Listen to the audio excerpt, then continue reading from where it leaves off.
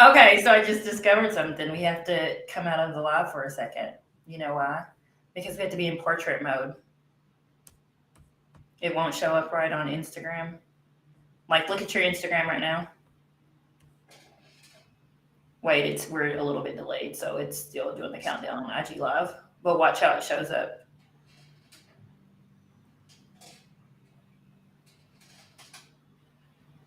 Oh, actually, it works.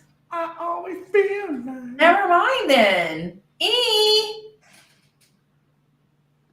We didn't get the countdown though. It's okay. Well, watch how it shows up. All right, we on this, Jake. Yeah. Are we good now? No, actually, it works. Yeah. Never mind then. Is that me? No, it's probably me. You gotta mute your tabs. Mute my phone, probably. Mute your phone, tab, something. Mute it all. Ooh, I don't like your attitude. No, I'm not. I don't have an attitude for real. I really don't. I'm just saying we gotta mute it. We have to mute it, and now I have to log on for my personal. Well, we're not officially started, even though we're actually live right now because Jay was late. You like how I threw you under the bus just then? Oh yeah, you definitely threw me under the bus. Love you. Okay. We're getting this together. Well, we're not officially started. Alrighty. Are we ready now? Perhaps. No. Here we go. Are all hearts and minds clear? Like they used to say in church. are all hearts and minds clear? Are we ready to do this show? Man, let's go, son. Let's go. Oh, now you ready? Okay, well, you know what? Officially, hello, happy Tuesday. Welcome to the Tit for Tat podcast. I'm Carolyn, one of your hosts. I'm Jay Moore on the Tit for Tat podcast. She's the tit, and the Tit for Tat, I'm the tat. So this is what is going on. We got another big time guest who's gonna maybe end up permanent. We'll see. You know what I'm saying? Yeah. Eddie. I feel like the nosy neighbor. I feel like Kramer, like crazy. Flying through the house. Like, what's happening? What's happening? Wow.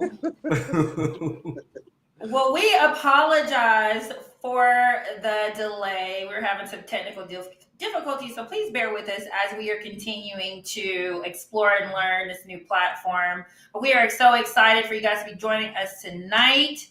The topic, the benefits of a healthy relationship. And I'm going to be honest, y'all. I told Jay and Eddie they had to lead this show because I personally do not have tons to contribute. So I came with my notepad this evening, ready to take notes and learn. The teacher in me is like, okay, let me take some notes so I can apply, to my own dating life and perhaps have a healthy relationship at some point. So that's where I'm at with it this evening. So without further ado, we definitely wanted to get started tonight, the benefits of the healthy relationship. So I'm going to punt right to Jay and dive right in. What do you think? What's the number one benefit to a healthy relationship? As a person, you literally get better. You literally become a better person. I like that. Because I was thinking about that earlier when I was thinking about this show. Like, what is it that I would want in a marriage? And one of the things that I thought about was I feel like the person you're married to should make you better, right? If that person doesn't make you better, I don't see how that could be the right person for you. So I agree. I think one of the major benefits is that you have someone that's in your life that's going to help you make you better. Yeah, Hey, what do you think? In so many ways. I mean, as a man, we already are crippled by a lack of intelligence overall. And this lack of intelligence leads us to do stupid stuff.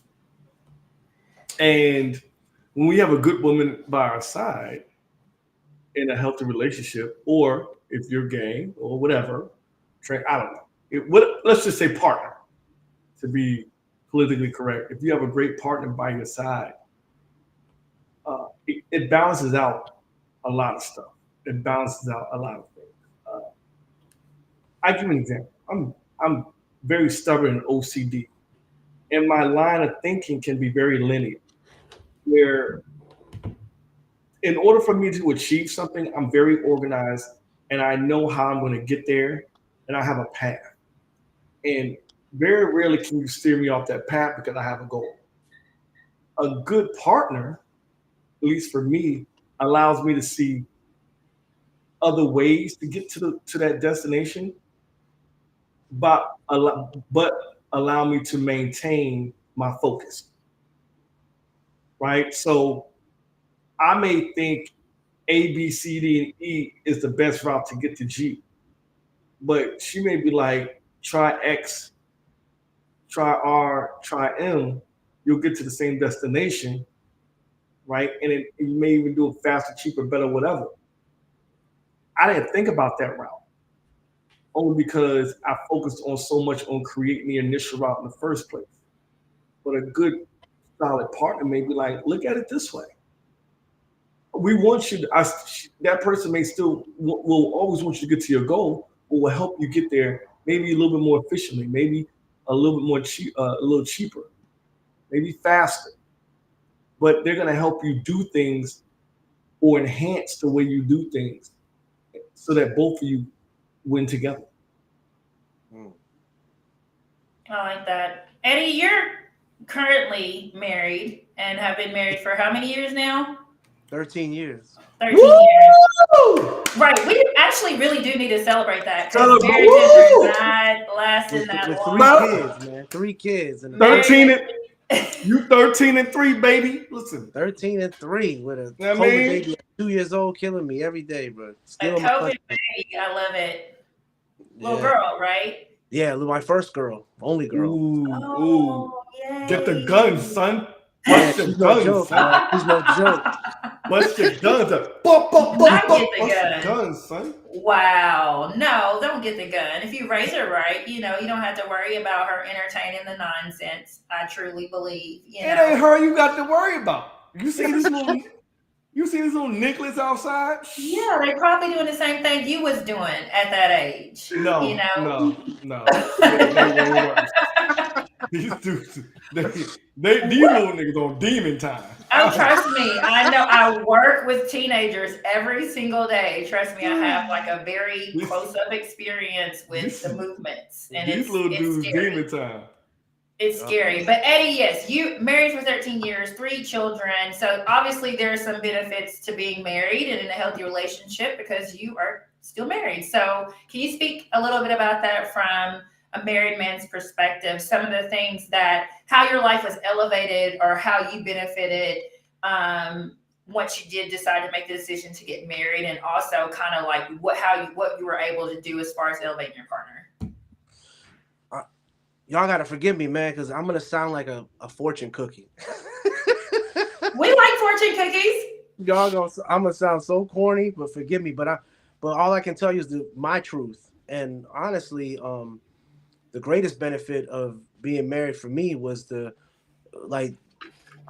and I said this to you before. All marriage really is just it's the highest form of friendship with perks and paperwork. That's really all it is. And really, like, at the end of the day, we all had a friend. We are a friend. We've been a friend. And really, that's the prerequisite. And I say at the end of the day, after your body stops working and doing all the fun stuff that you're used to doing with your body, the friendship's the only thing you're going to have. When you sip the mint julep at the porch, making fun of neighbors and, stupid stuff, you're going to have that same laughter. It might be even more because all the inside jokes get more, bigger. And I think that's the one thing that I fell in love with wifey was that she was literally my best friend, and I felt like she was the homie, like the homie, like the kind of homie that that you can like literally rob a bank with or have her hide the gun, you know what I mean? Like tell the most vulnerable things that should create the safest space for you. and you can feel like, like, man, like that you won't be judged. There's no ruling over you over what you say. And but really that's all it was, man. Like, she was a friend, and then we spawned into the perks, and now we got the paperwork. But she was a friend first, and she's gonna be a friend at the end. And I think that's really all it was. That's the one huge benefit, because I know that today's dynamic is different when it comes to marriage. It's like, who makes the money, who's providing, who's protecting, who's doing all this, that, and the third, who's changing diapers and who's changing the tires. But with all the semantical stuff, man, at the end of the day, it's the friendship that means everything. And you know how it is with a best friend. You can call them when something's happening, or call something when something's going crazy. And that's who your husband or wife should be. Do you think, well, we have very high divorce rates in this country. So do you think that that's actually what's happening? Like, you're saying, you married your wife because she was your best friend. But do you guys think that that is what most people are looking for or making their decision based around when it comes to getting married? Because if so, it kind of seems like a contradiction, because I would think that friendship would keep the relationship on solid ground. However, and I mean, I know there are tons of other factors, but because we have such high divorce rates, it makes me feel like people really aren't getting married for the right reasons. And that's why we see so many marriages that don't work out or that are not healthy. So I'm going to say something a little unpopular and a little shocking. Let's pretend for the last 100 years, women have had the same rights they've had now. I think the divorce rate will still be the same. I literally think that the divorce rates would still be at 40, 50, 60%, whatever it is. The reason why I say that is because women are way more independent and have more rights right now. Right? And because of this, they're able to work. Discriminatory laws against them have been set aside. Like, it's a new, and we're talking, listen, it's not like a lot of these laws were put in place 100 years ago, right? Up until 1978, 1980, you could discriminate a woman in the workplace and in hiring practices. So say like women had a lot of these benefits and these freedoms back in the 30s, 40s, 50s, 60s, the divorce rate would have been through the roof.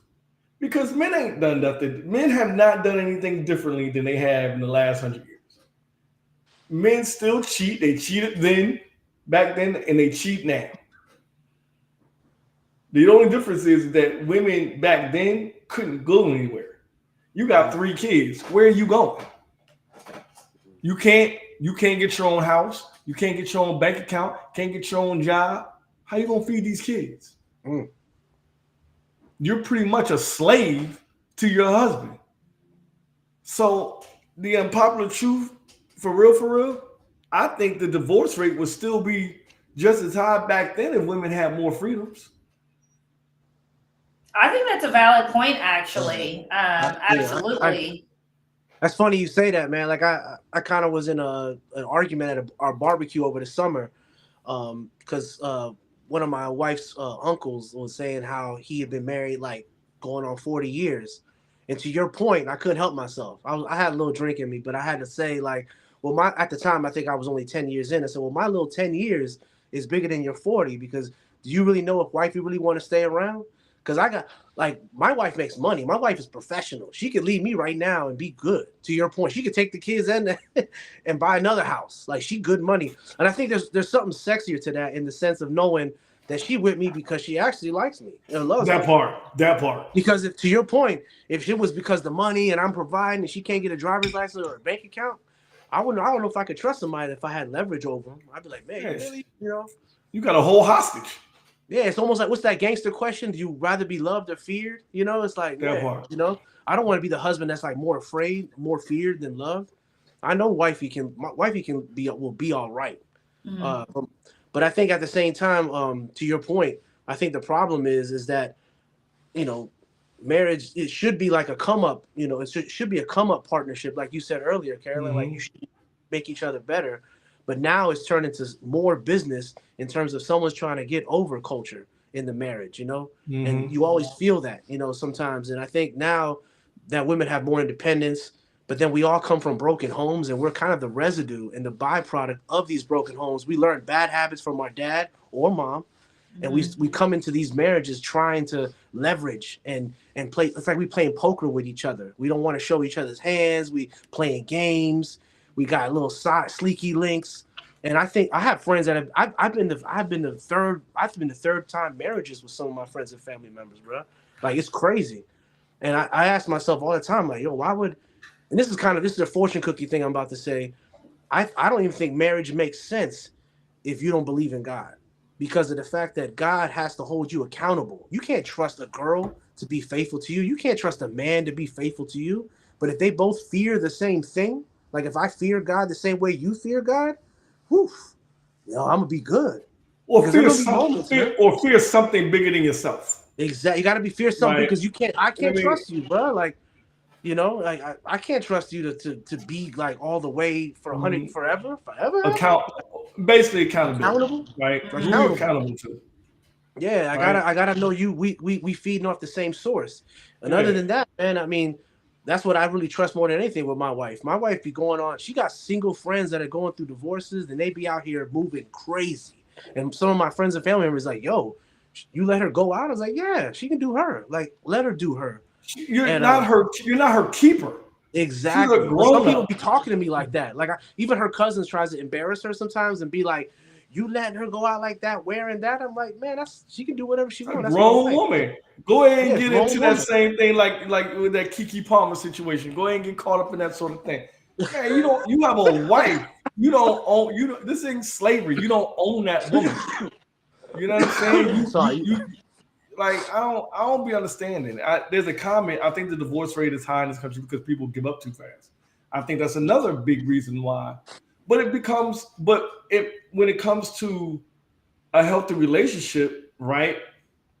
If you're in a healthy relationship with somebody, you don't want to give up, right? You see the best in that person and they see the best in you, and you want to be there for the good and bad times. I think there is this thing where I don't know. I don't know if really people think that marriage is roses and rainbows every day, or a relationship is going to be sunny days every day. And I don't know if really people believe that or not, or feel as though it's like that. And then when a storm hits, it's like deuces, right? Like, and I really feel like that's how people are approaching.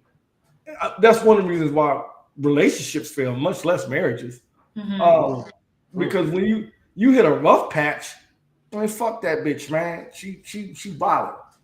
Bruh, y'all just had an argument over a peanut butter and jelly sandwich. Strawberry versus grape. You're mad over that? Like, that's why we fuck that. That's what we doing. There's no fighting anybody, right? Like, but then to me, have you ever fought over anything, period? What do you mean by that? In anything in your life. Have you ever fought for anything in your life? Oh, have you? I thought you said, have you fought over something? Like, No, you're saying over have you something, ever or fought for anything. something? For something, right? Yeah. Because if you don't know how to do that, I think that also is something that lends towards the fact that if you never fought for anything, you may not know what that looks like, or what But that then you feels probably like, or shouldn't what be to getting do. married if that's the case. Is that one of the boxes that says if you never fought for anything, you should get married? It could be, but I wouldn't dismiss you from the institution, but it's something to talk about. I just am struggling to understand how you can feel that marriage is a good decision if you are not prepared to fight, especially at our age. I mean, we have enough life experience to know. I've never been married, but I have enough life experience to know that is not going to be all stars and rainbows. And but you played a sport too at a very high level. So you went through highs and lows of something you love. That's fair. You know what I'm saying? Like you fought for something. You fought to in high school to be the best player in Kentucky. You fought to go to high when you got to college to play D1. You had to fight for your position to start. They didn't give that to you. You had to work for that. You had to fight for that every day. You had to earn people's respect. You had to earn your position. It's no different in a marriage. It's no different in a relationship. You have to fight for that, right? You have to fight to keep that thing alive. Some days, it's gonna be some days when she's ready to go. I'm gonna tell you something. Wow. 2 weeks after I got married, I'm in a barbershop. And in a barbershop, you know, if men know, if you go to the same barbershop for a long time, you get to know everybody, right? That comes in. And you get to a point where if you go on a consistent, like weekly basis or bi-weekly basis on the same day, you see the same people. Those are guys I knew. I met him through the barbershop. I actually know him through the barbershop for like 15 years. He's been married and he got a divorce 2 years prior to me getting married. And he said to me, Jason, you know when it's over, when both of you don't care anymore. That's what you mean. He said it's gonna be time in marriage where she's gonna be ready to walk out the door, but you don't want her to. And because you're not ready, y'all keep going. And it's gonna be vice versa. Right? There's gonna be times when you're gonna be, man, I'm out, fuck her. And she's gonna be one fighting for it. It happens. But the day that you both don't give a shit anymore, it's over. Facts. That's funny you said barbershop, man. I remember when I first got married, and when we were first married, like I said, it's friendship, perks, and paperwork. It was cool. You know, it wasn't anything that was different. But when my first son came, that was when it felt like playoff time. Like, oh my God, like, am I gonna be a good father? I had a horrible father. My father used to, you know, he used to beat us. He used to beat the shit out of my mom. You know, I thought I'd take on that DNA. I thought I'd be something like that. So I had all these fears and anxiety because I had never seen it done the right way, you know, and I'd never been one before. So I was like, man, but my barbershop happened to be this Rastafarian cat. And he said to me, he could sense that this cat had like strong discernment, man. He could tell I was nervous and going through something. And of course, we always was talking. And he said to me, bro, like, he said, let me ask you one question. This is after I told him I had, we saw the pink line, you know what I mean? And he said, let me ask you one question, brethren. He said, is your wife a good woman? I said, oh yeah, she's a great woman. He goes, well, then that's all you gotta worry about. He said, he goes, the woman puts the greatness in and the man takes the greatness out. So your job is just getting it out. And I was like, wow. And then when he said that, it just a whole peace came over me. I was like, oof. And I was good. I wasn't nervous because I trusted that she would kind of, and I know this is a bad word to use in front of people, especially women, but she was going to lead me into knowing how to be a good father. Because I mean, she didn't have a good father either, for the record. Like, her father was trash also. But so we were both kind of like blind leading the blind, if you will. But with God, we kind of figured it out, man. And I tell you, man, my wife is, if mothering or parenting was an Olympic sport, my wife would be gold, bro. Gold every 4 years. Like, she's a beast. Yeah. You would think, like, if you didn't know anything and you met her like from Jump Street, you would think she like came from one of these like past the potato families. Like, oh, you would think she like had grapefruit pine and would drink sweet tea with her finger out, bruh. She's amazing. Instinctively, I think, like, when people say you have to teach love, like, I don't know if I buy all that. I think it's the ego that we have to teach ourselves to get rid of. Wow, that's really powerful. Because we've all had a first crush, and we knew how to like express ourselves with that first crush. Even if it was third or second grade, we knew, like, I'm gonna write this letter to Jay, and I'm gonna say all these cute things, and all these, I'm gonna spill my heart out. But it's when Jay don't call you back, or when Jay say you ugly, is when you start to develop this ego. Like, I'm not gonna step to nobody now. I'm not gonna make my first move. And then we develop that, and we turn into all the reject turns into like this wall and anxiety that we kind of start to protect ourselves with. But we all know how to love. It's instinctively. We know how to do it.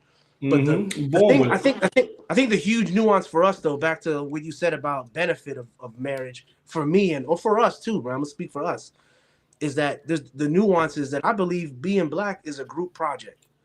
And being that it's a group project, like, we have to be a better example as fathers and husbands, because The problem is that it used to be collective happiness that we were going for, and now it's individual happiness that's ruining the Selfishness. marriage and In a fucking the very numbers. selfish society, boy. And Say And I'm it gonna say again.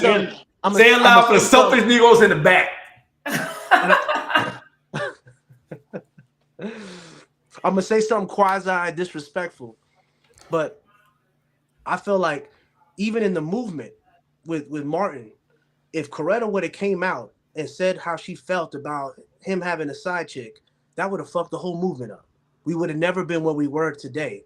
But the fact that she was able to understand the collective happiness that comes with being a wife of a person that's probably still broken, that she ended up kind of seeing the greater good. Some can judge and say what they want, but let's be, the history books would have written him in a different way if Coretta would have stepped out and been like, nah, let me tell y'all who Martin really is, y'all. Yeah. Let me tell you who he really is. He ain't just dreaming, he out here skeezing. Like it would have been. She wholesale protected that man and that legacy. Wholesale. She held it down. A lesser woman would have probably been like, I'm gonna tell y'all what it is. Yeah. And this guy who we think he is. Because that's that ego again. She wants that sympathy and that, oh, that's messed up. He's a dirty dog. You know what I'm saying? Well, how can he be doing that when you out here holding him down right beside him, marching and doing all of the things? And that would have, as you said, tarnished his legacy and probably stunted the movement, had she been that way. But because she was an amazing woman and she protected him. And I think that that's something else when I think about the benefits of a marriage, obviously not speaking from being married, but thinking about the type of marriage that I hope to have someday. It is that covering for my partner. You know what I'm saying? It is that understanding of the bigger picture. It is that keeping me protected always, and any, personal issues that we should have, we handle between us, but we don't let the outside infiltrate that. Right. To me, that's like the loyalty and the protection. I know a lot of times we talk about men are supposed to be protectors and providers, but honestly, I think that goes both ways. And I don't think that necessarily means financially. I think that not enough attention is given to protecting emotionally, providing a safe space, not just providing money to pay bills and whatnot, but providing a safety net or a safe space for you to be who you are and to thrive and grow in that space. And I think that's very important. Sorry, I didn't mean to cut you off, Eddie. Please continue. Oh, no. I was no. I think my goal is kind of like, our goal, me and wifey's goal, is to know that we're trying to break this family cycle. She came from I came from a broken family. We're trying to create a new legacy and keep it. And when y'all talk about kids and all the stuff y'all see at school, I'm like, man, I know that some of these teachers have tried my son, and they've tried to see if we were as involved. And when they saw both of us show up at the PTA, both of us showing up at community service, both of us showing up at the whatever, the fundraiser, they were like, oh, wow, let's not play with that boy because his parents are active. Mm-hmm. You know what I mean? And I can see them, they look, because sometimes they look at us, man, like black kids, like, I bet daddy ain't even around like that. I bet mama out here just, doing her best, but, and it's like crazy because like we get a call sometimes even on some like, oh, he got hurt. Can y'all come get him? I'm like, yeah, I'm there. I'm on my way. And it shows them like, man, okay, this kid is protected, 2 points of another 2 points about a healthy relationship. And it's funny you brought up kids. I'm going to bring up 2 points. Number one, financially, 2 is always better than 1. You can do so much more with 2 incomes instead of 1. It's pretty much a game changer. It is literally a game changer.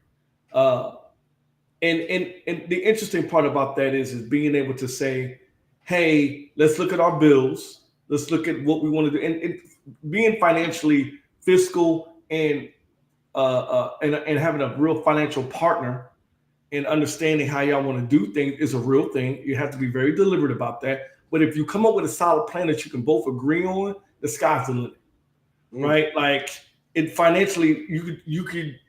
I mean, think about it. And I always talk about this, and I'm never afraid to talk about it. You take 2 gay men in DC making 6 figures minimum, usually average salary around DC 150.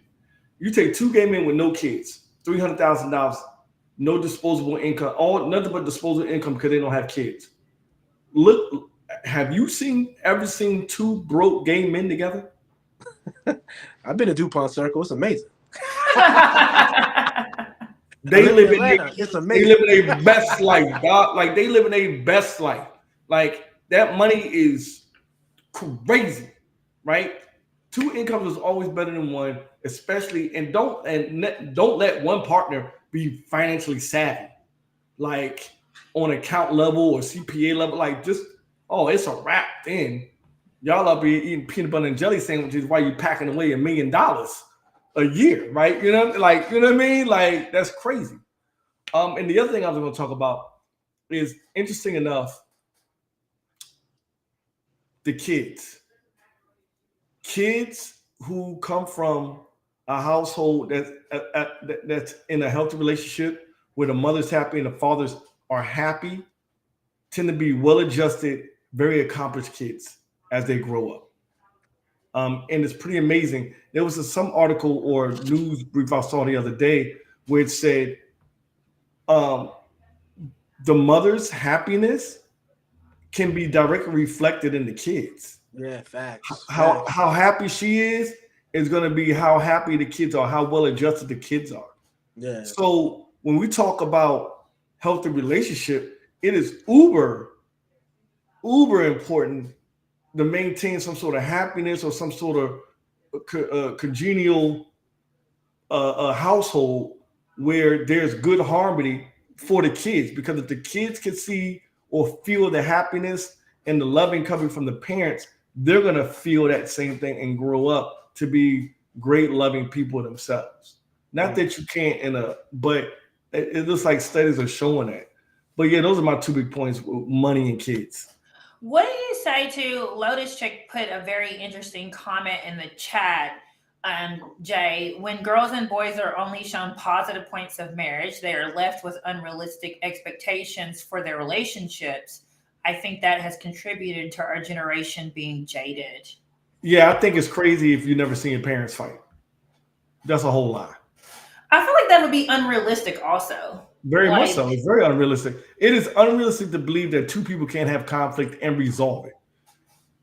Kids need to see 2 people have conflict, to see how to properly have conflict management, how to properly communicate with each other within a conflict, and 2, how they can how a conflict can be resolved. If I never see that or know that, how am I going to do it myself?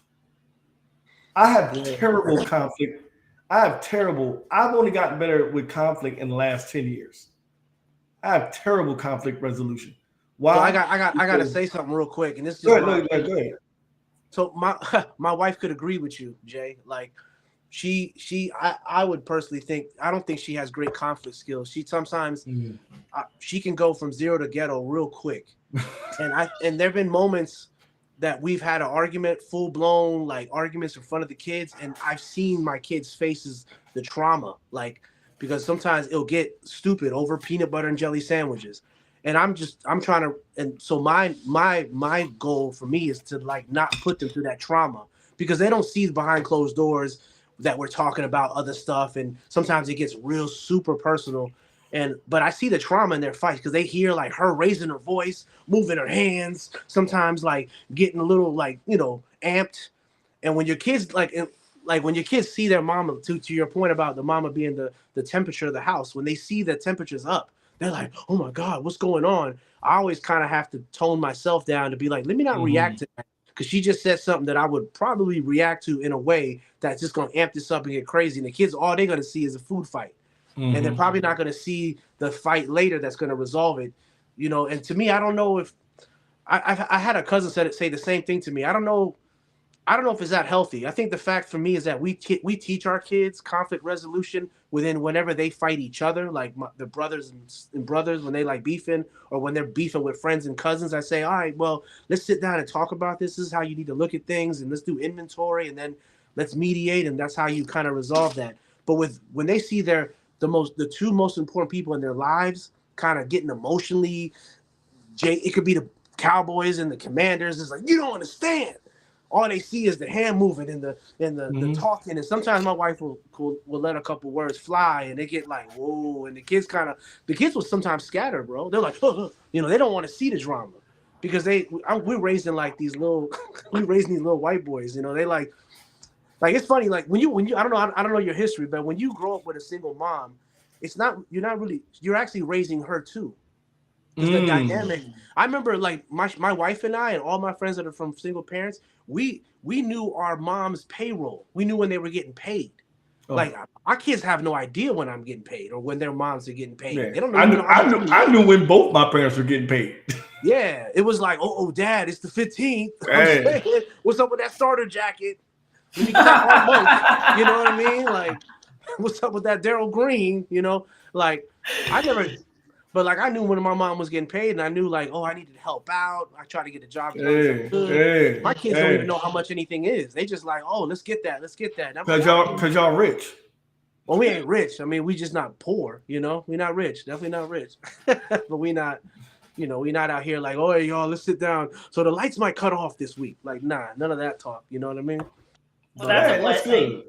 But that's a lot of trauma that you don't even think about growing up. Like, man, like I really did have to like live with candles at sometimes. Sometimes I had to live in the cold in February in Virginia, like where it was freezing, and knowing that was normal, And then now my kids don't have no idea what that is, and it's kind of like when they see a little bit of a conflict or something going on, they get all like kind of, it's weird. It's kind of funny. I think Kevin Hart talked about his kids one time in a stand-up about how he like.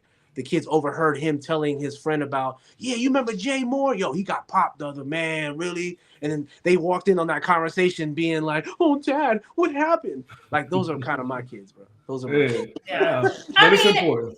I think that's obviously like I would think that we want each generation to be better than the one before. So I would think that would be obviously a good thing that, your children are not exposed to certain things that you were exposed to, right? And then also I think to your point about having a good partner and you guys having those shared experiences, I would think that would also be beneficial in terms of a marriage or relationship, because it's like there is a deeper level of understanding there because you have similar experiences and backgrounds, like how you said, the type of household you grew up in, the type of household your wife grew up in, and now you guys have come together in a marriage, and kind of how to navigate and not make those same mistakes in terms of your own children.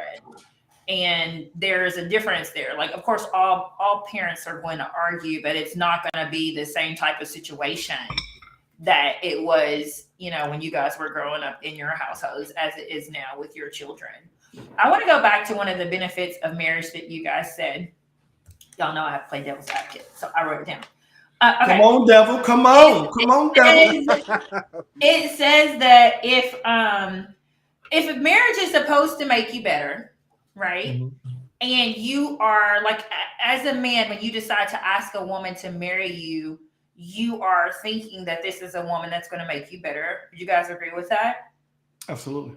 So why is it that so many men like don't choose women that challenge them? Like, I'll give you an example. We last week on the show we talked about Love Is Blind. And we mostly focused on Clay and AD because they're a black couple. I get that he left her at the altar, and there was a lot of controversy around that.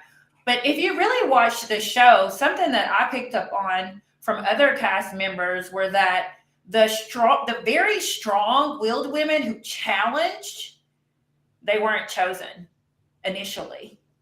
For example, Jess and what's the white guy's name that chose Chelsea? I can't remember his name. Yeah, I know you're talking about.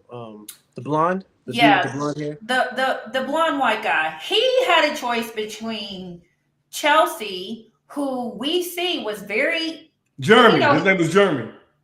No, that's the no, other that guy. wasn't Jeremy. Oh, no, no, okay. Jeremy was. We're gonna get to him in a minute. Yeah, Jeremy's the guy with the hat. Always wore a hat. Was it Jesse? I feel like his name started with a J. Jesse, it probably Jesse. I think so. I'm not 100% sure. Jimmy. No, Jimmy. Selena said Jimmy. Jimmy. Yeah, Jimmy. Yeah, it was Thank Jimmy. you for saving me, whoever that was, Jimmy.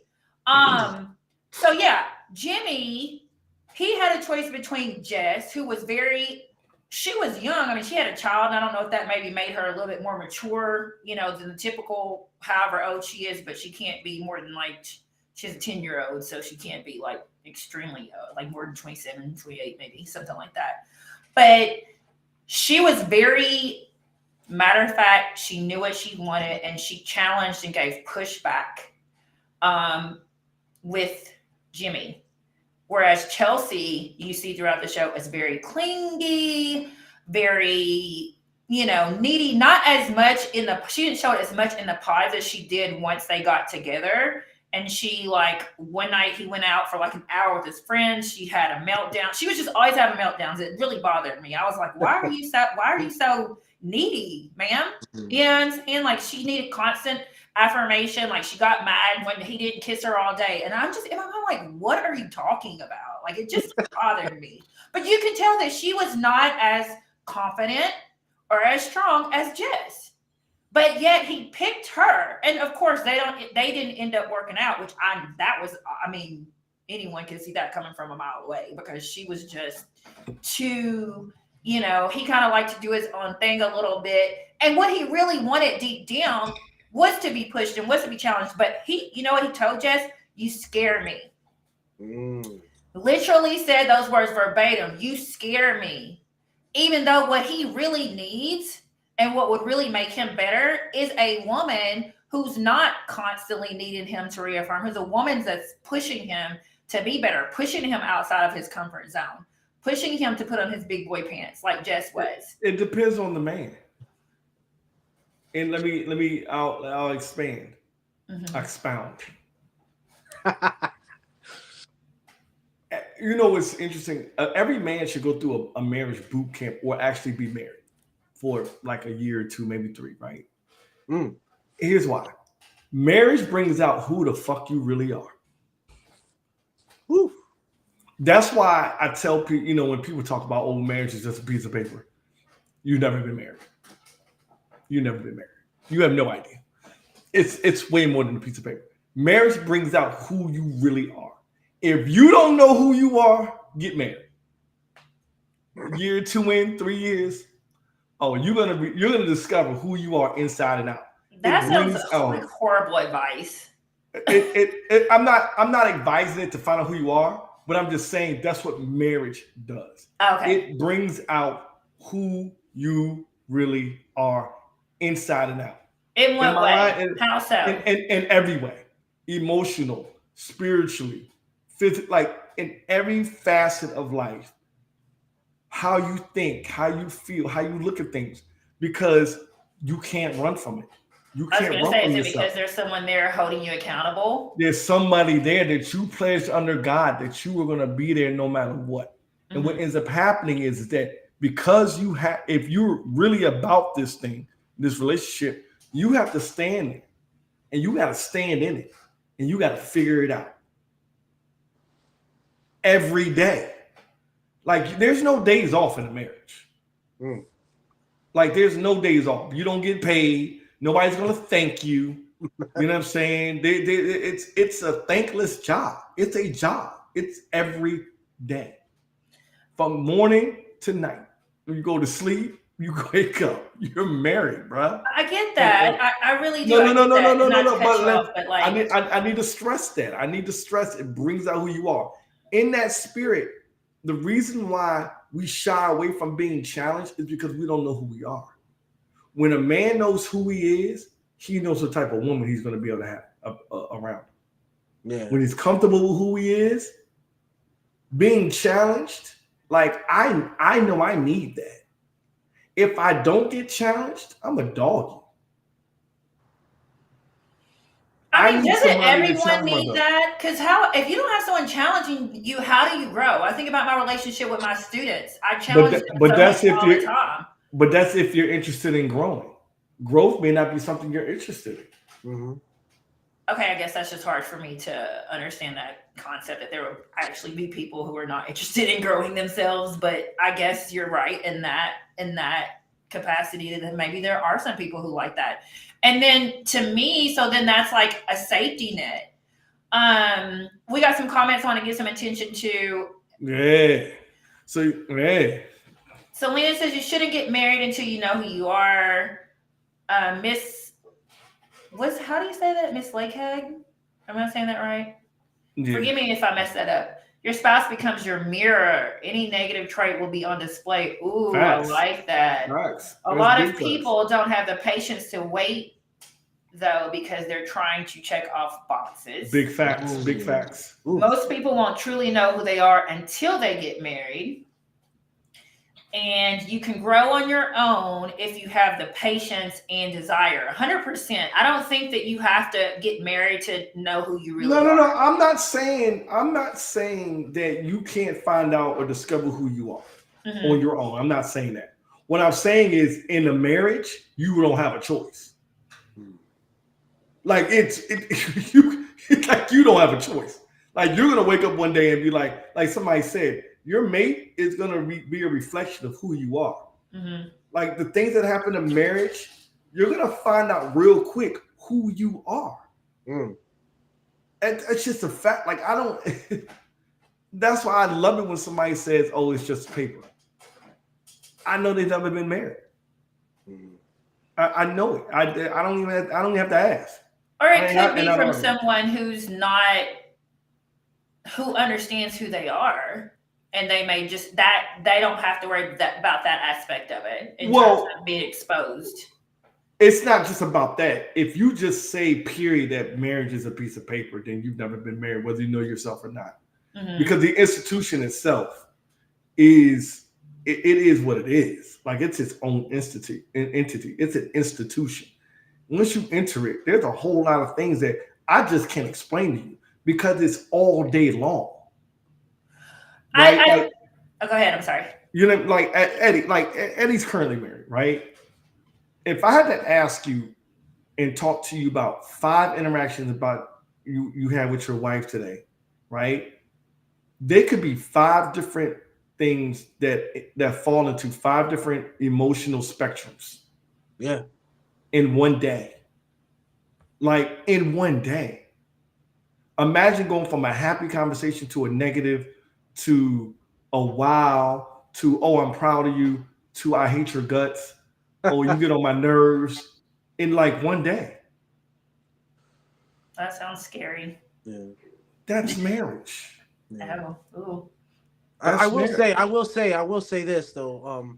Not every I day, was but I was blessed to kind of get married. I don't know what this word. I don't know what late really means, but I was blessed to kind of get married like later in my life, where I was rooted and grounded in who I was before I got into that space. Because I think one of the biggest okie dokes that we've all been in terms of relationships is someone tries to tell you who you are. But if you don't know who you really are, you fall for that. Like if I said, "Come on, Carol, you're being selfish again." Oh, you know, you're being. And if you don't know if you're not rooted in who you are, or grounded, you'll be like, "Really? Am I selfish?" Mm-hmm. But like, I think when wifey and I were first dating, she tried that. Just like everybody else, she's not exempt. She tried the whole like, you are. And I'm like, nah, boo boo, I know who I am. You can't play me. Mm-hmm. You can't do that. You know, you're this, you're that. Because a lot of times people use it to leverage you. To try to hold like a leash on you, like, "Yo, Jay, there you go again." you know, it's kind of like when someone's trying to like be in like low key, making fun of your weight, so you don't eat all their food type thing. Oh, come on, oh, Jay, is that how many cookies is that, bro? How many cookies is that? You know, like, you start to put it down. Where it's like, this is only my second one. I'm not tripping. You know, like if you know who you are, you ain't gonna fall for that. And I think that was one of my greatest gifts is that I kind of came into it knowing exactly who I was, that I wasn't going to really fall for any of that. Because I knew a lot of my family and friends that had got married in their 20s did fall for And I could see them at the cookouts, at the weddings, at the Christmas parties, like being real different, like walking different, tall. Like, yo, Jay, what?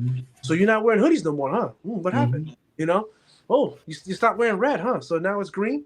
Like you would see these drastic changes, because if you don't know who you are and you go into this space, someone can turn you into a pet so quick.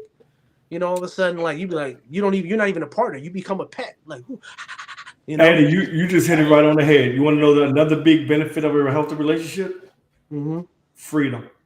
That's, Now, I'm that's gonna tell you. I'm You- gonna tell you you- why. you are that's the- free I'm to gonna be tell you yourself. why. I'm gonna tell you why freedom is the best thing ever. Because the one thing that turns everyone off about marriage when they haven't been married or whatever, or the idea of it, is that you're gonna lose the novelty. Everyone's afraid of losing the novelty. But to your point, Jay, when you give your partner freedom, let them go on a girls' trip, let them do whatever they do, they come back and change, and then you at the same time almost get reintroduced to someone that's another person, which keeps the novelty and the newness fresh. Because you let her or him do all these amazing things with all these other people and new people even sometimes, and then they come back another person, because the novelty, it gets wearing off when you with the same person day in and out, and you try to control them and they don't become, to your point, they don't grow. Imagine the same person, and then obviously who ain't gonna cheat on that person? It's the same old Carolyn, doing the same old shit. Never that. My husband never ain't leave the never house. gonna say that. My husband will never be bored. I promise you that. Yeah. But imagine being in a relationship. A lot of people don't understand that word. A lot of people think once you get married, you don't have freedom. You don't have freedom to be yourself. You don't have freedom to do what you want to do. You absolutely do have the freedom. In a healthy relationship, you have the freedom to do whatever you want to do. So it sounds like, though. Oh, I'm sorry. No, because your partner wants you to be yourself. I chose you because of you. That's if you were being you. And let me expound on that real quick before you head into another part, Carolyn. Which is why I don't like it when people date and they put on a front up front in the first 6 months. Whatever you do your whole little, I'm putting up a representative. Because what ends up happening is you play yourself. You done put up this representative and you done got this person to buy into that rep, right? And then when you start showing who you really are and things start to go left, you get upset.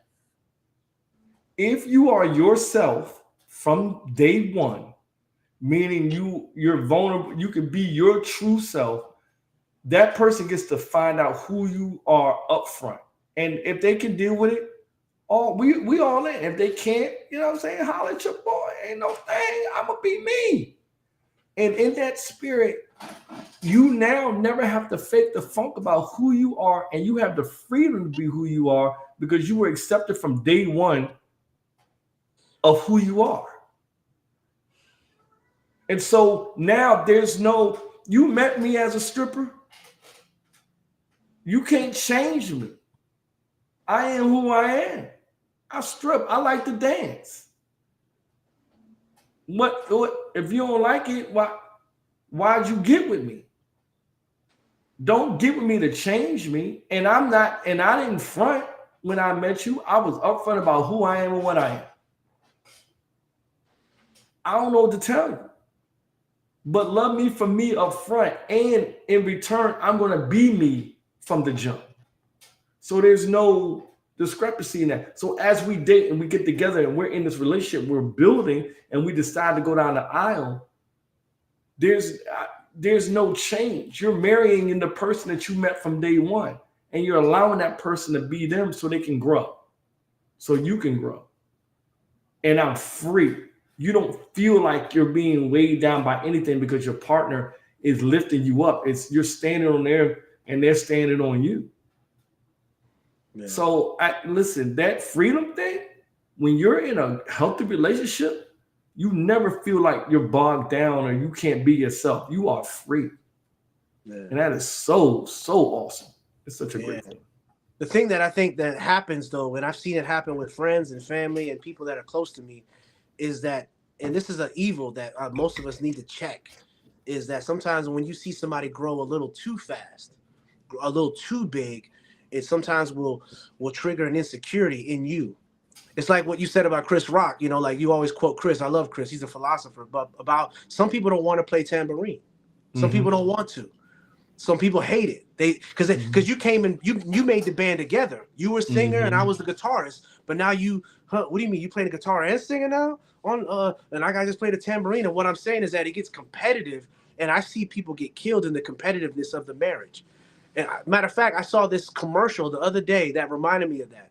It was a diet pill commercial for women. And in the commercial, they showed like the husband and woman were making a pact to lose a bunch of weight. But the pill was marketing to women instead of just men, which is what they're arguing against. But the man was losing more weight than the woman. So the wife told the man, slow down. And I remember thinking, wow, that makes a lot of sense. That makes a lot of sense, because sometimes if a man's he came in as a manager of somewhere, but now he's the CEO and now he got his own restaurant. Now he's doing all this. And you met him when he was working at Chick-fil-A. You might get in your feelings about it, because now, like, you know, Jay's moving. You made him grow too much. And now when people ask about Jay, it's like, oh, so you doing all right, Carolyn? But look at Jay. Yo, Jay, is that another car? Damn, Jay. Bruh, is that another? Wow, let me see that watch. You know? And then someone may feel like, I don't know, I don't like this black girl. I don't like this tambourine thing going. And they should be proud about like knowing that they're the one that propelled you to the level. But the thing is that we all heard these horror stories, like, about what happens that someone outgrows someone and they go, you know, get someone else. And there's always that fear of people, especially with women, man. They get told to like, man, you better be careful. Jay looking better than ever, babe. You better be careful, baby. Jay rolling like this.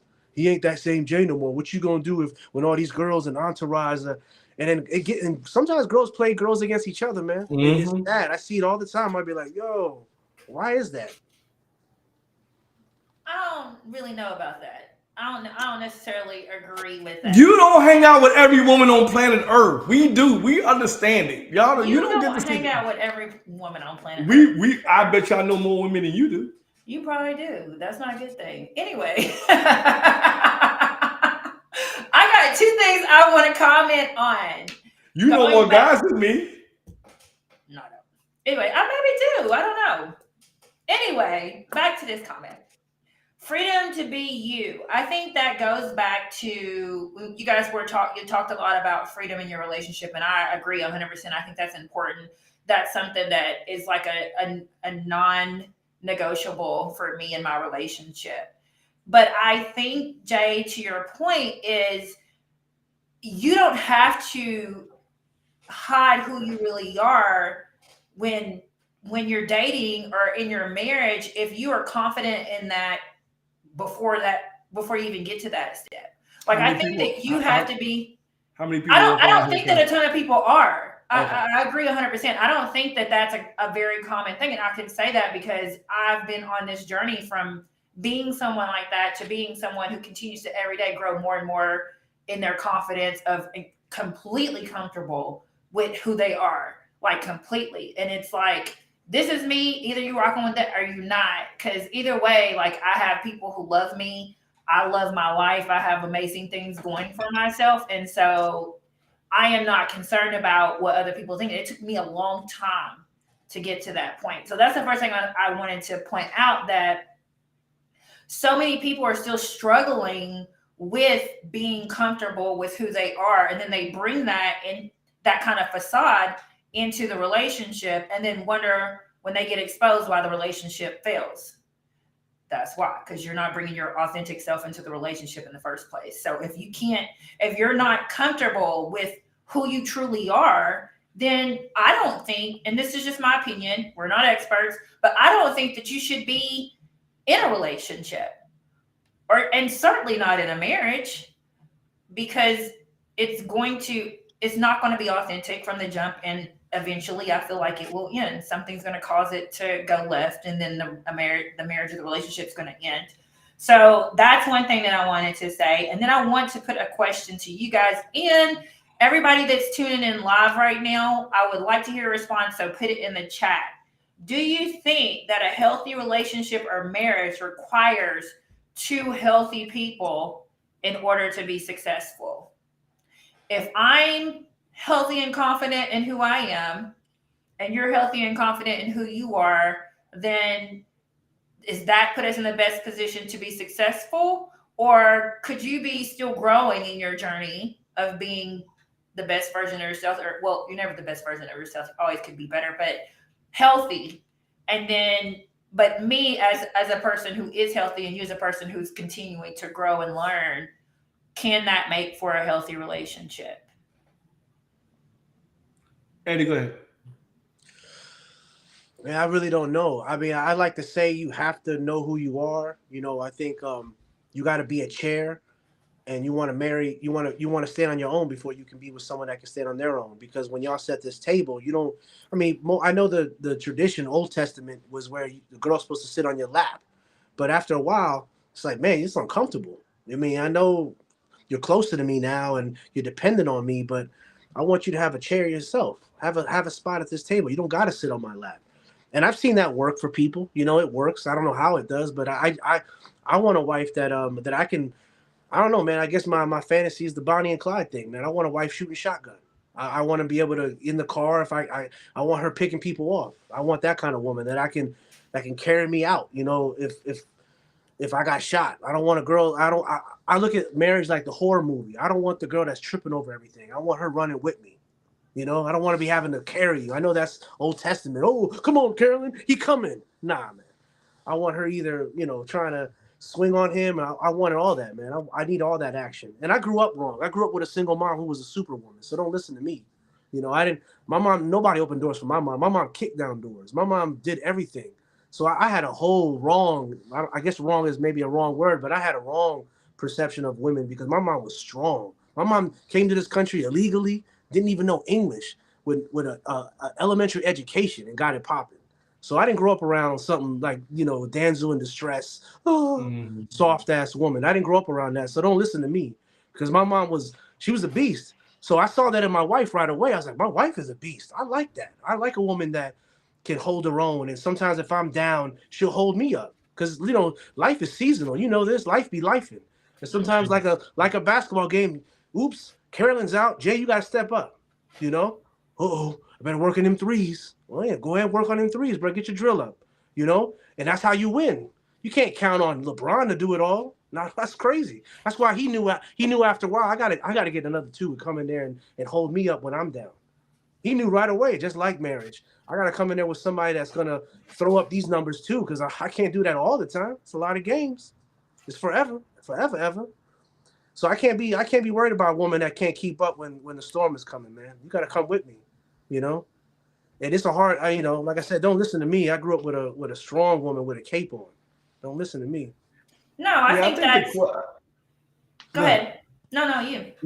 I was going to say the question kind of lends to the fact that you have to kind of be almost, it lends to the fact that you have to kind of be perfect, right? As far as you coming into that relationship or already like, I'd rather have somebody or know that somebody is willing to fight, right? Like fight with me, fight with me, fight for me, and I'll fight with you. We'll get to that part, right? I'll get better. We'll get better if you're willing to fight. If you're the biggest thing nowadays is people quit so fast. Like they just give up. Like it is unbelievable how people we trash each other. It is a swipe left world. And it's terrible because, I mean, you could not like chicken and the motherfucker's like, swipe. Like, for real? Like, I don't like chicken. That don't mean I'm a terrible person. I just... If you don't like chicken, you gotta go. I'm sorry. I mean, I don't like chicken. What we gonna I don't eat chicken. I'm just kidding. But No, I get it. Really, I get it. You gotta get with somebody. They not listen. When two people get together, neither one of you are perfect, and that's the good news. That's the good news. What you have to look for and want to do is get with somebody who's willing to fight. Who's going to fight for it all? Like fight for you, fight for it, fight for whatever. And if you get a fighter, you can get through anything. And I don't mean just not just physically. I mean socially. I mean, uh, you know, all Emotionally. those things emotionally. Like you got to get somebody who's willing to fight. That's simple. That's Yeah. funny you say that. That's funny you say that. Like when me and wifey got married in the beginning, you know, we went through a lot of crazy seasons, all these things. We were almost going to give up on it, but we went to a boot camp. You said earlier about a boot camp. We went to a boot camp at our church, and it was like an intense boot camp. And this elder said something to me that kind of changed everything. He said, with your marriage, you should never be fighting. You should be sparring. Because if you follow any MMA or boxing, they're never fighting to prepare for the fight. They're sparring. They got headgear on. They got gloves that are 3 times the size of regulation. They're not trying to hurt each other. They're just trying to learn how to fight right. And actually, matter of fact, if a sparring partner hurts you, the fighter, they get fired. Your job as a sparring partner is not to hurt that person, because that's Canelo, that's Mayweather. You're not supposed to hurt them. Just give them work, give them good work. And I think when I started approaching my wife in that way, because sometimes fighting turned into fighting where it'd be like, and you trying to hurt somebody. But if you look at this person, I told you this, Carolyn, the same elder had this trick that kind of changed my mind. He says, he goes, you should ask your wife or find a picture of your wife when she was like 10 years old or 8 years old. And whenever you're in a moment where you want to quit or get mad or get bitter or petty, take that picture out. Look at that 10-year-old or 7-year-old picture of your wife and know that that's who you're protecting. She's that 7-year-old, that inner child. That's who. And there were moments where, like, I ain't gonna lie, bro, I almost wanted to just walk off and be like, yo, this is for the birds, man. Or just get heated over a situation because life be lifing and wife be wifing. And sometimes I wanted to just be gone. Oops, bars. Wife be wifing. Bars. And then I was like, I looked at that picture. Dollar. I looked at that picture and it calmed me down because I know that's who I'm protecting. That little 7-year-old, that girl. I like that. I'm protecting them. That's a whole. And it changes the game. Because it's easy to look you in the face, Carolyn, and be like, you know what? I'm gonna read you your rights. But when I look at that little picture of Carolyn at 7, I'm like, you know what? Let me chill out, man. Let me not get too hard into my feelings, man. She's just that little 7-year-old, And that's why little girls make men grow up fast. But women need to do that too. Get a picture of your man when he was 10 or 7 or whenever that happened to him, whenever he was going through that. Get a picture of that season, and you look at him when he was 12 or 13, and you'll be like, you know what? Let me not trip, man. Come on, let me give him some grace. Let me give him some grace. I think that's great advice for anyone who's listening right now who is currently married or even, just dating. That I think that's important, for a healthy relationship. And it also teaches us to give people grace, which we all need. We all mess up. We all make mistakes. We all need grace and forgiveness. And to Jay's point, we shouldn't be so quick to walk away or throw in the towel or give up on something, especially if we know that we care, if we know that someone is solid. We shouldn't be so quick to just, walk away from the situation or give up and not be willing to fight for something, because it's not, the other side's not all that. Let's just leave that there.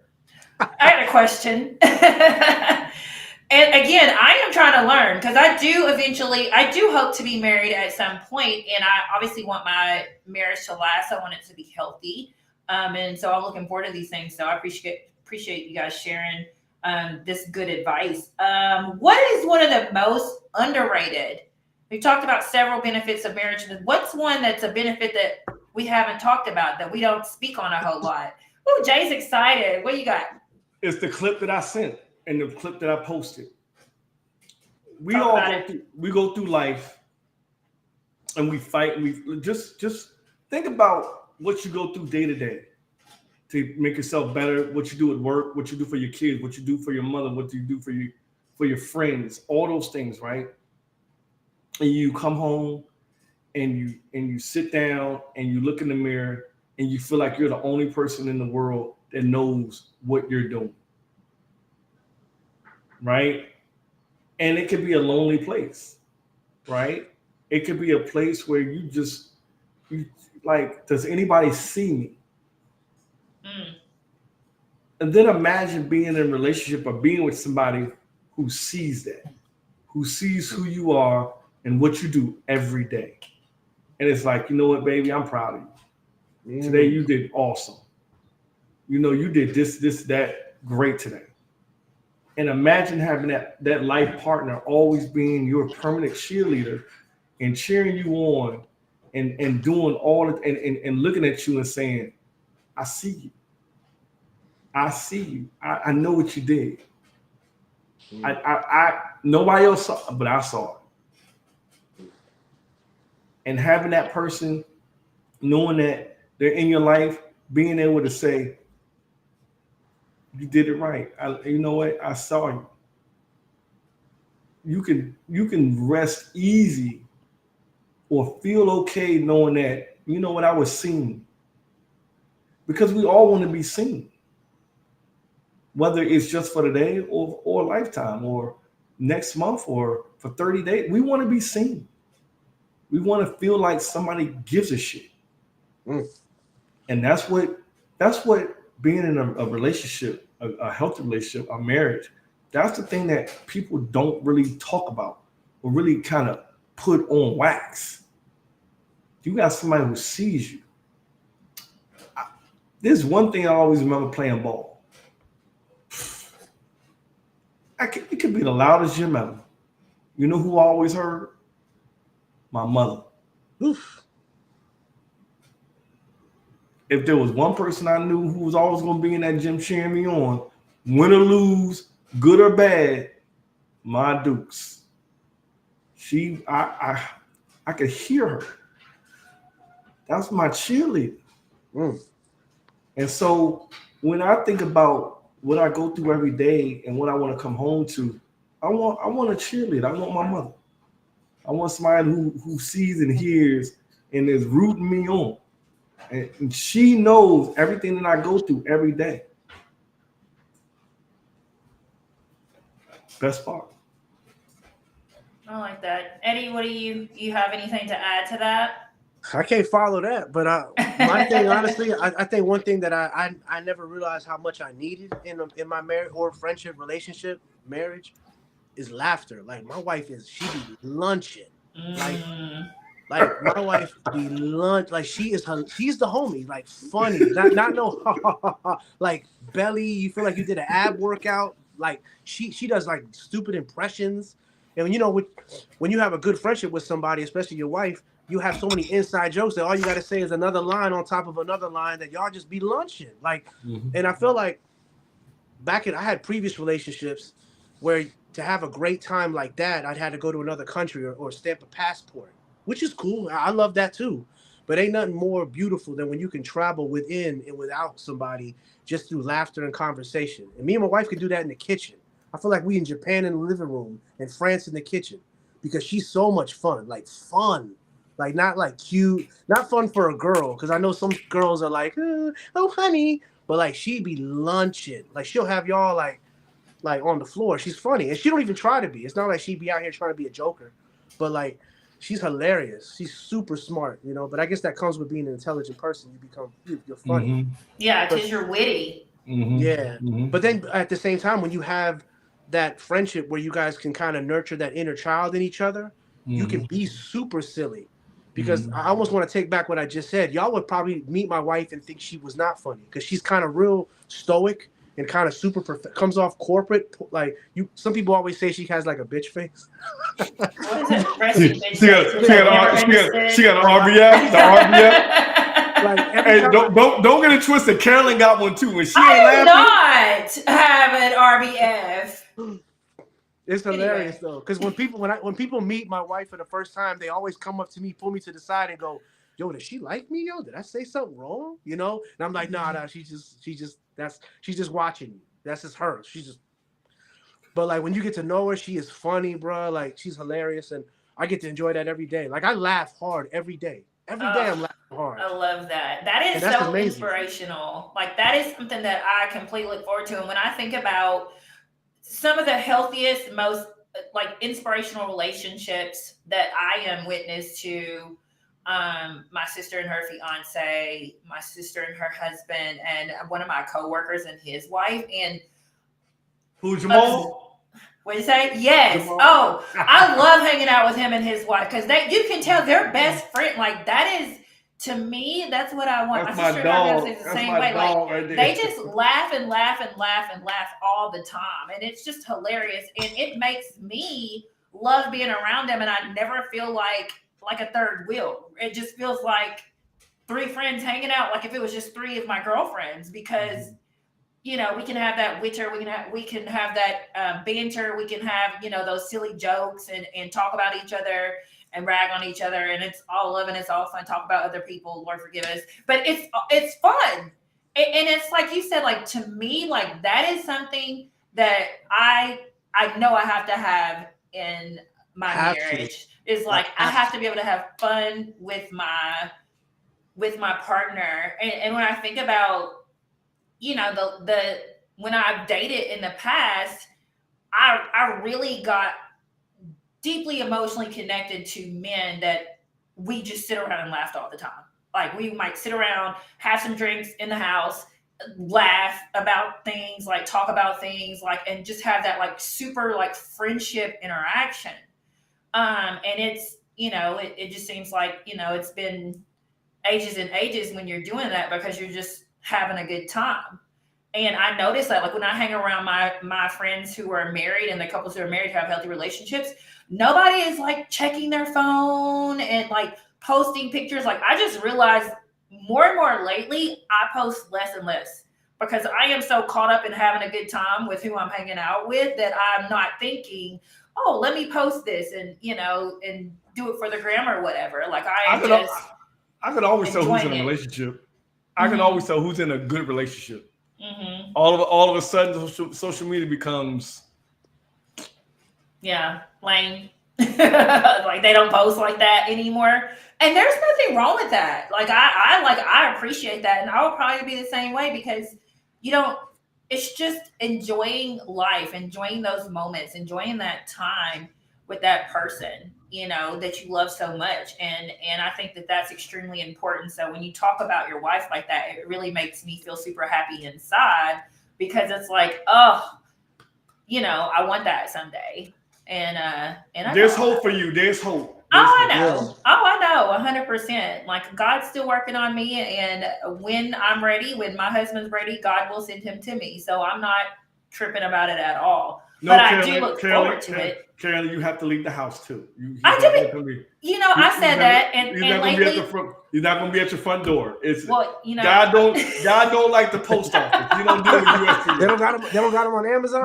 First of all, you're going to have to leave the house. I feel you. I understand. I was telling my sister this just the other day. I have been, because I'm starting to be open to dating again, I have been going out a little bit. But here's what I found when I go out.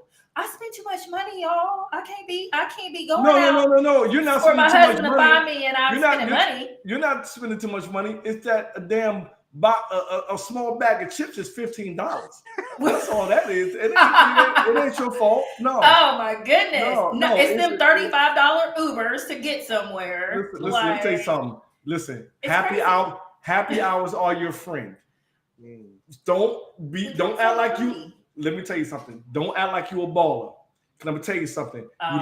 You party within your means. You party within your means. You're going to meet somebody who's partying within their means. And y'all will be mean together. Okay.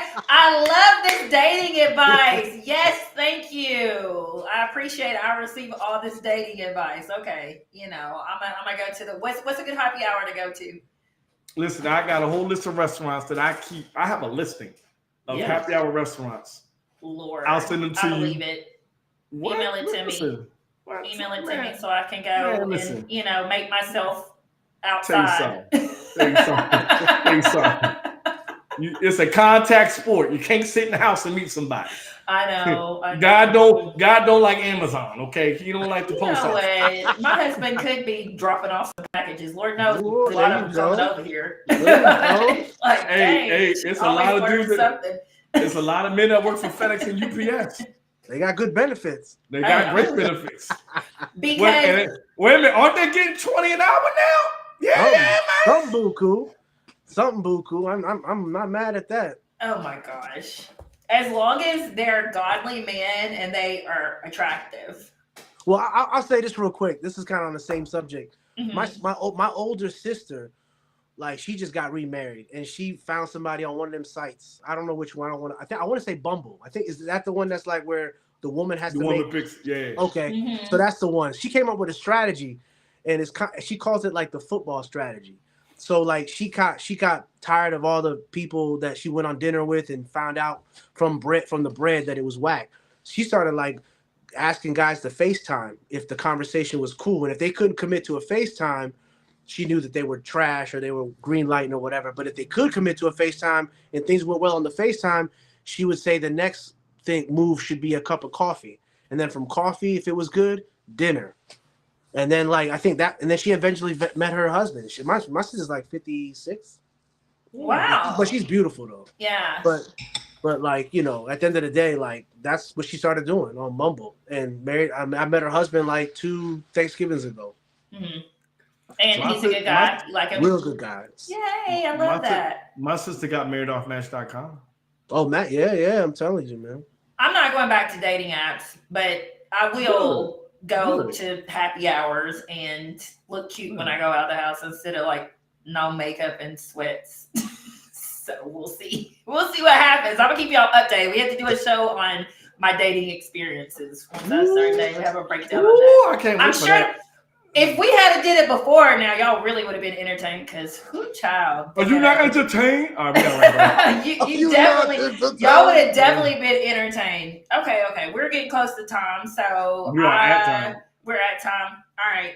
Well, I Eddie? will just say, oh yeah, we're a little bit over, but we did start late, so there's that. But anyway, no, I didn't say anything about it. It was y'all. We apologize for starting late. Technical difficulties.